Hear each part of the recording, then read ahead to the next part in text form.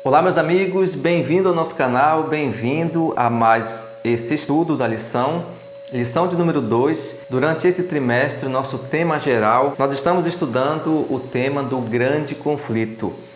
O grande conflito é uma batalha travada no coração de cada pessoa. Eu e você travamos esta batalha diariamente. É uma guerra entre o bem e o mal. É uma guerra espiritual aonde nós fazemos parte dela e nós temos que estar, meus irmãos, alicerçados na Bíblia, na Palavra de Deus, para que nós possamos vencer todos os enganos que o inimigo tem colocado em nosso meio. E a lição dessa semana, a lição de número 2, nos tem como título Questão Central, Amor ou Egoísmo? É uma pergunta. O verso desta semana principal é aquele verso lá de Isaías 41:10 que diz: Não temas porque eu sou contigo, não te assombres porque eu sou teu Deus, não temas porque eu te ajudo, eu te fortaleço com minha destra fiel. A promessa mais repetida na Bíblia é a palavra não temas. A palavra não temas, não temais ou não temerei, ela se repete por mais de 3.600 vezes de Gênesis a Apocalipse. Agora, por que nós temos uma promessa muito repetida na Bíblia? É justamente porque Deus sabia que nós hoje iríamos passar por um momento de conflito, por um momento de temor.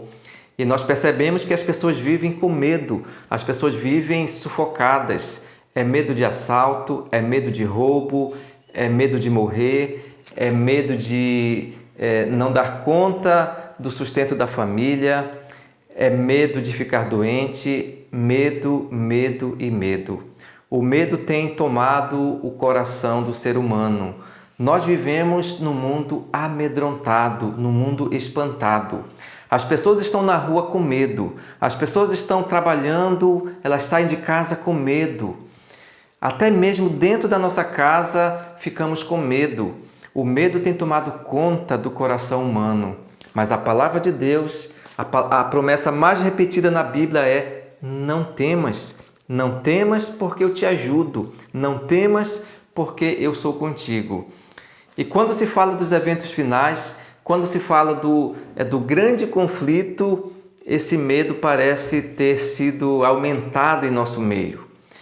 A lição dessa semana, ela nos coloca um pouco a história do povo de Deus no passado, a história da destruição de Jerusalém. Jerusalém foi uma cidade criada por Deus para representá-lo aqui nesta terra, assim como Babilônia foi uma cidade profana representando o inimigo. Deus escolheu Jerusalém como a cidade sua representando aqui na terra. Só que o povo de Jerusalém, ele se apostatou, o povo se desviou dos mandamentos e dos caminhos de Deus.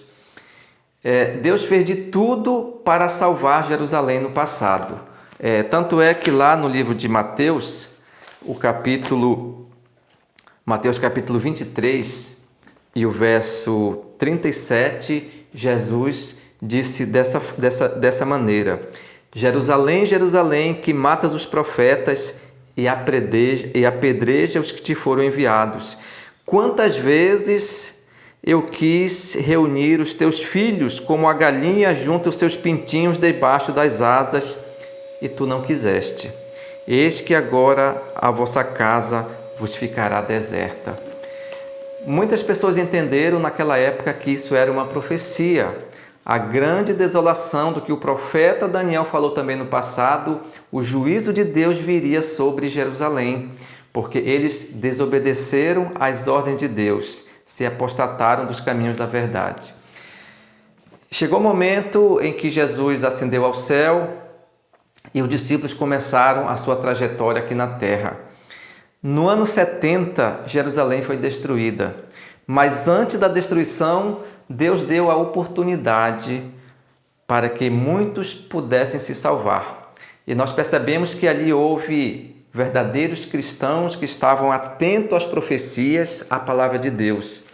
E o imperador romano veio, sitiou a cidade, cercou Jerusalém e ali, naquele dia, Jerusalém iria ser destruída. Mas por alguma coisa ou outra houve um problema lá em Roma e o exército que cercou Jerusalém desistiu de destruir Jerusalém. O exército retornou para Roma e Jerusalém foi liberada.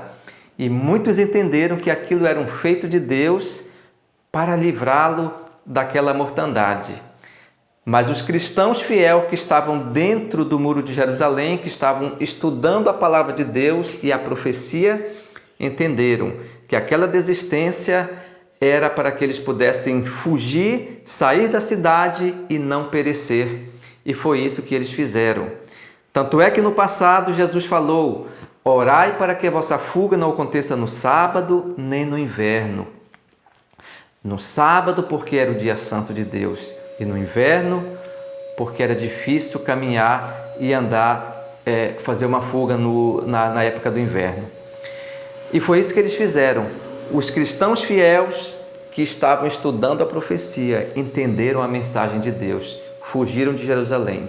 E mais tarde, algum tempo depois, o exército de Roma volta para Jerusalém, cerca pela segunda vez a cidade.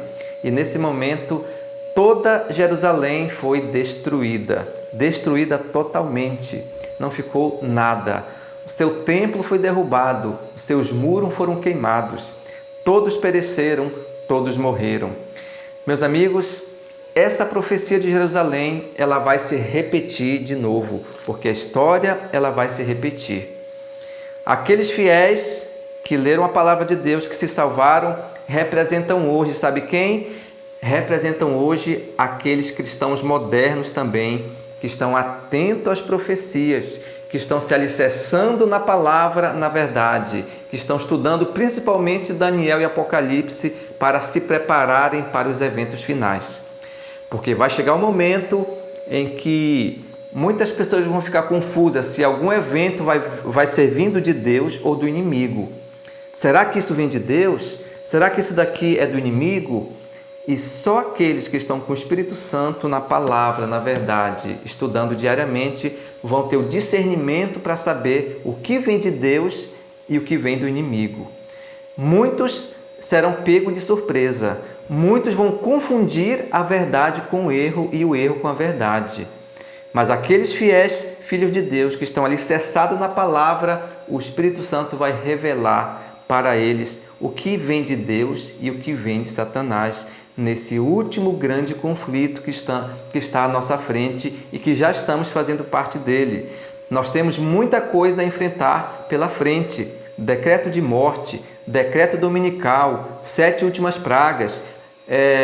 O grande conflito também se dá no campo do tempo de angústia, o pequeno tempo de angústia e o grande tempo de angústia. Qual será? O que será o quê? Nós temos que nos apegar na verdade, porque da mesma forma como no passado, aqueles judeus que não estavam preparados com a profecia, eles se perderam dentro de Jerusalém, foram todos destruídos e queimados.